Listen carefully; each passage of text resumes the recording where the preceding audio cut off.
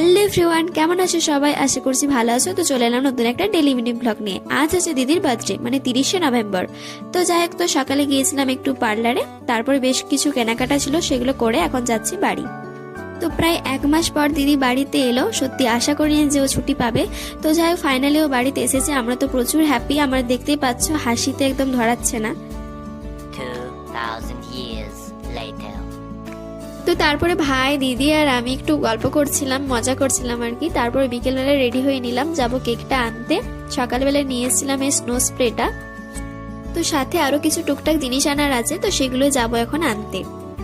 তো বাড়ি এসে করব এই জায়গাটা একটু ডেকোরেশন। তো চলো আগে কেকটা আনা যাক।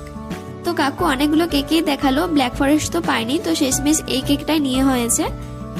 তো তারপরে বাড়ি এসে ঝটপট শুরু করে দিয়েছি ডেকোরেশন। এখানে আমি আর আমার বান্ধবী মিলে ডেকোরেশন করছিলাম। তো দেখা হচ্ছে তোমাদের সাথে পরের পার্টে। সবাই খুব ভালো থেকো।